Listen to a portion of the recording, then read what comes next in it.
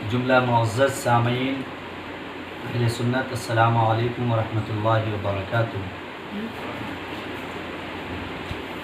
احباب گرامی وقار، جیسا کہ آپ حضرات کو معلوم ہے کہ یہ مہاماری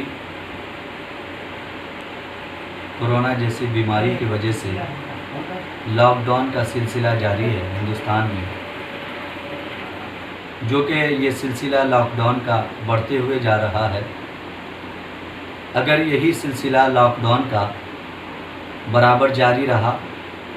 تو سوال یہ پیدا ہوتا ہے کہ ہم جمعۃ الوداع اور دیگر جمعہ کو کیسے ادا کریں گے۔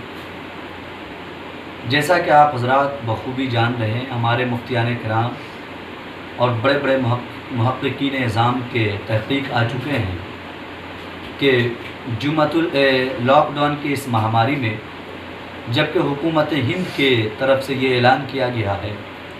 کہ مسجد کے اندر صرف مختصر 5 لوگ ہی نماز پڑھیں گے، چاہے وہ جمعہ کی نماز ہو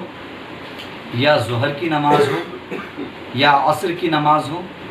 یا فجر کی نماز ہو یا عشاء کی نماز ہو، تو یہ تمام نمازوں میں صرف 4 سے 5 لوگ حاضر ہوں گے۔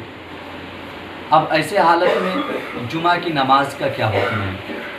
تو ہمارے بڑے بڑے مفتیان کرام اور بڑے بڑے محققین نظام نے یہ فتویٰ اور یہ تحقیق کر چکے ہیں کہ اس مہاماری میں لاک ڈاؤن کے اس ایام میں جمعہ کی نماز کا جو حکم ہے وہ یہ ہے کہ جمعہ کی نماز فرض ہے، اور اس مہاماری کی وجہ سے جمعہ کی نماز جب ہمیں ادا کرنے کا موقع میسر نہیں ہوگا، حکومت کے جانب سے اس پر بین لگا ہوا ہے اور آپ اس کو ادا نہیں کر سکتے ایک ساتھ جماعت کے ساتھ لوگ مل کر کے، تو ایسے موقع سے ہمیں اور آپ کو یہ کرنا ہوگا کہ ہم اور آپ جمعہ کی نماز نہ پڑھ کے 3 سے 4 لوگ مسجد میں جائیں، جمعہ کی نماز پڑھیں، اس کے بعد دیگر حضرات جو ہیں وہ اپنے اپنے گھروں میں جمعہ کی نماز ہو جانے کے بعد ظہر کی نماز ادا کریں، فرداً جماعت سے نہ پڑھیں۔ یہ جمعہ کے دن ظہر کی نماز کا حکم ہے، یعنی آپ اس لاک ڈاؤن کی وجہ سے جب مسجد نہ جا سکیں گے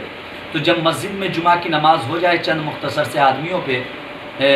جب جمعہ کی نماز کمپلیٹ ہو جائے اس کے بعد آپ اپنے گھروں میں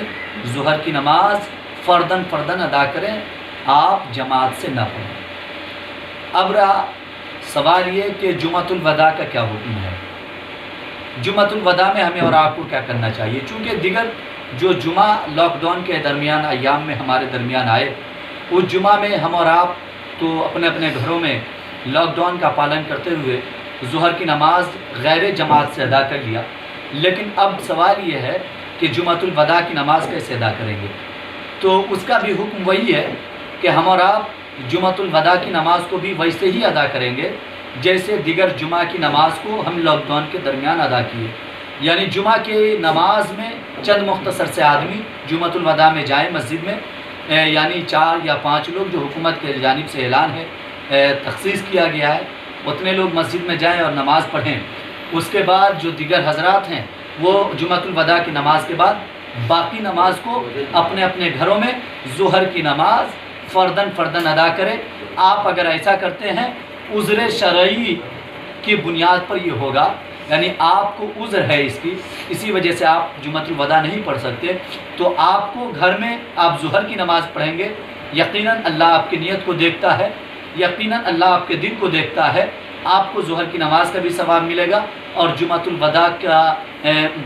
کی فضیلت بھی آپ کو عطا کر دی جائے گی۔ اللہ کی بارگاہ میں دعا ہے کہ تمام حضرات جمعۃ الوداع کے موقع سے بھی اس مہاماری میں لاک ڈاؤن کا پالن کریں اور مسجد کے درمیان جا کر کے لاک ڈاؤن کا النگھن کر کے اپنے آپ کو مجرم نہ ٹھہرائیں، اور جمعہ کی نماز یعنی جمعۃ الوداع کی نماز بھی